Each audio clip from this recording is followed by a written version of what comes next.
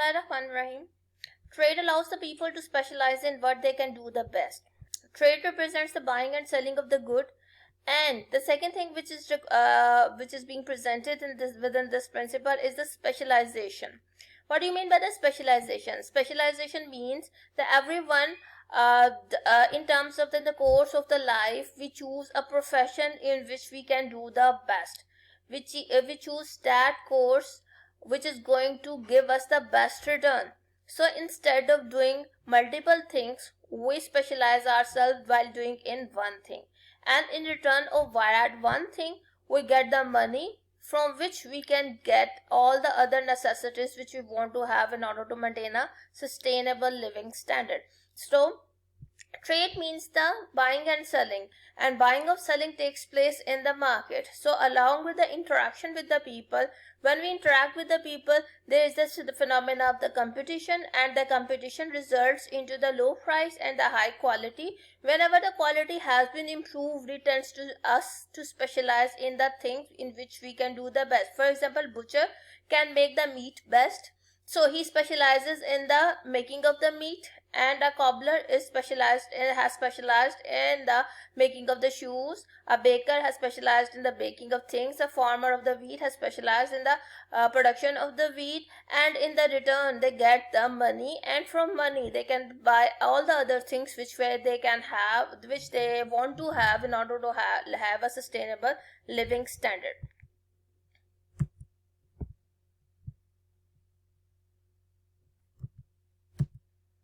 Okay, markets are usually a good way to organize the economic activity. So in terms of the interaction, I have already described to you a medium is required, and market is that medium.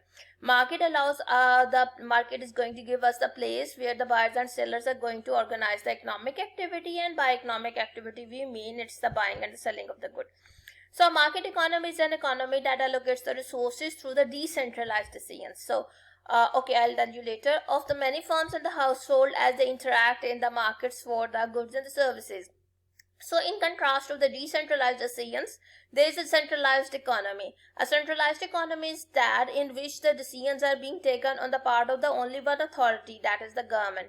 This type of the economic system has been practiced by the Russia and the China to some extent. But apart from that, the centralized economy has got many limitations because it suppresses the freedom of choice for the buyers and the sellers. That's why it is not going to work, and China has reverted that centralized economy towards the decentralized economy. Now, the decentralized economy means that the decisions are being made by many firms and the households. So our market economy is actually a demand-driven economy in which the decisions are being made by the households. We decide which we want to buy.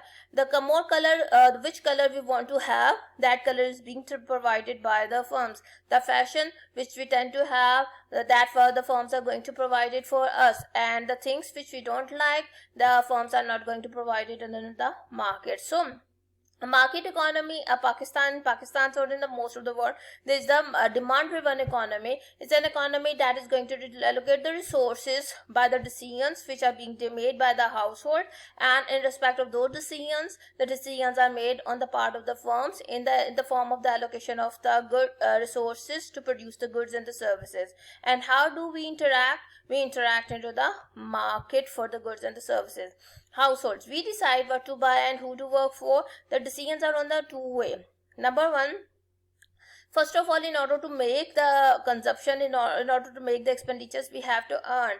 And if we have to earn, we have to work somewhere. So it is our choice, being a labor to whom we are going to work for, and the money which we get out of it, what we have to buy. It is all own decisions. And the firm decide who to hire. Firm provides us the opportunities to earn as they hire the factors of the production, and they need the factors of production to produce the good. So firm decides who to hire and what to produce. So the decisions are made on the part of these millions of households and millions of the firms in the form of the decentralized decisions, and these decentralized decisions makes up the market economy. And in the market economy, firms and households are going to interact, and the result is the trade. Now, How does this market economy works? Adam Smith made the observation that the household and the firms interacting in the market as if they are guided by an invisible hand. According to the Adam Smith, the functioning is so smooth in the market, it seems that someone is guiding the market and that guiding force is invisible. That's why it is termed as the invisible hand. So what do you mean by the invisible hand? Invisible hand is only one thing, that is this price. So, because households and the firms look at the prices when deciding what to buy and sell, they unknowingly taking into the social cost of their actions. So, whenever we have to purchase something, the first of impression, the first action which we do is look at the price of that good. We ask for the price or we look at the price tag. Okay, it means that the prices are the most important thing which is going to make us to buy something or not to buy something. As a result, the price guide the decision makers to reach the outcome that tend to maximize the welfare of the society as a whole. So, from the concept of the welfare of the society, you would be familiar with the concept of the consumer surplus and the producer surplus in terms of the welfare.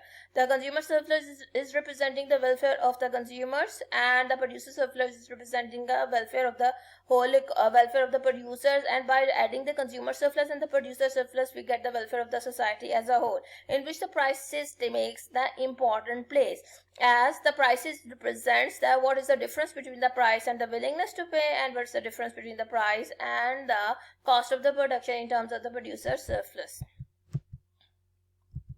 Now, if the market is not functioning properly, then what does it happen? The government, there is the role of the government, because this is the decentralized economy. There is no role of the government over there. Government can only provide the comfortable environment for the functioning of the economy over there. But if the market is not working properly or not functioning properly, then it means that the market is going to fail. When the market is going to fail, then there is a role of the government to intervene into the market to improve the market outcomes. Now, market failure occurs when the market fails to allocate the resources efficiently. And whenever the market fails, the government can intervene to promote the efficiency and equity. And why do the market fails? Market fails because of two components. One is the externality, and another one is the market power. You will be familiar with the concept of the externality, as you have discussed in the microeconomics. Now, what do you mean by the externality? Is the impact of a market on the third person, who is not the consumer, who is not the producer, who is not the part of that market, but even then he or she is being affected by the functioning of the market. That represents the externality. If that impact is positive, that is termed as the positive externality, and if that effect is negative, then that is termed as the negative externality.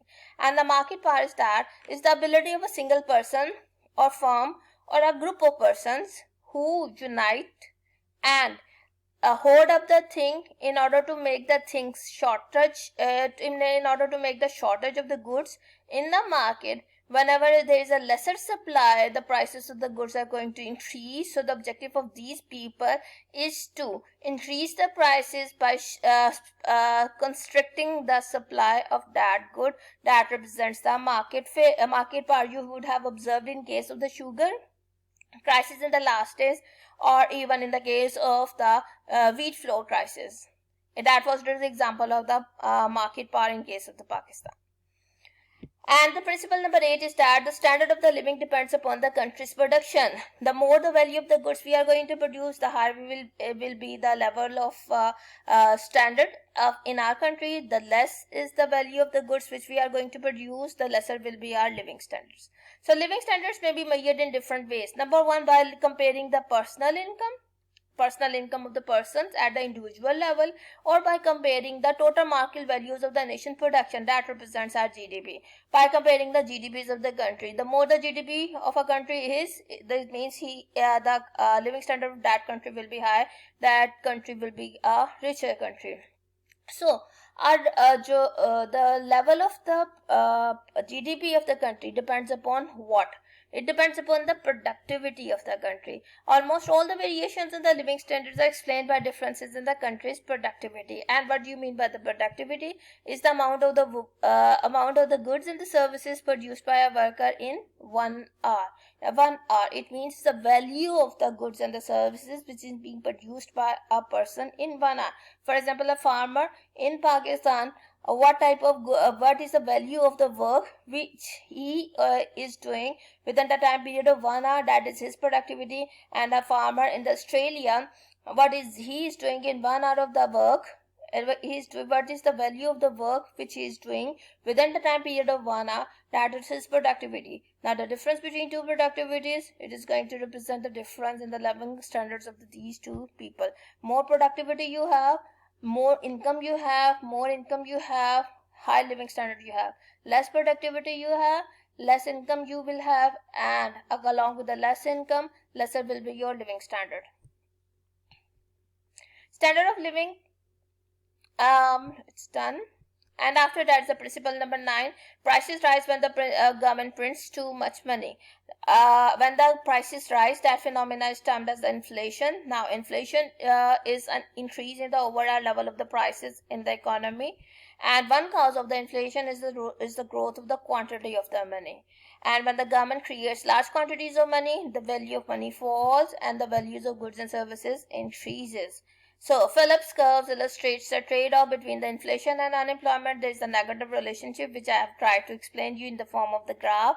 When the inflation decreases, the unemployment is going to increase, and the when unemployment is going to be decreased, inflation is going to be increased. And this is a short-run trade-off. Now short-run means it is that time period in which your productivity would remain constant. So and trade-off means these are the two options. It is at the end of the government that the choice of the government is to reduce the inflation or to reduce the unemployment. So it represents so in this chapter we have discussed the basic principles of how the macroeconomics is going to work. In the first section we have discussed that how can we make the decisions, what are the basics of making a decision. In order to make up a decision, we must have got the options. Those options are termed as the trade-offs. Among those options, if one option is selected, that represents the decision, and the other options which are left, which we don't opt, that represents the opportunity cost of the decisions.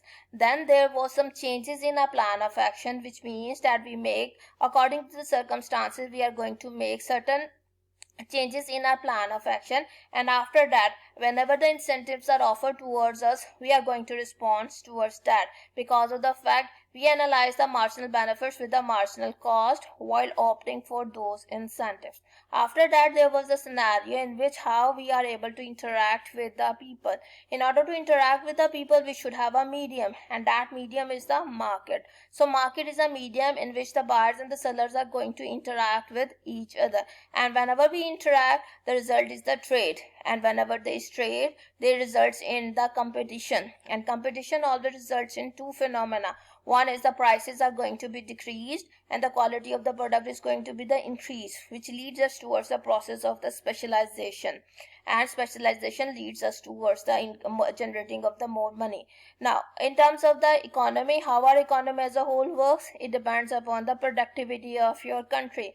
The less productivity you have, less income you have, less living standard you have. The more productivity you have, more income you have, and along with that greater income, your living standard will be high.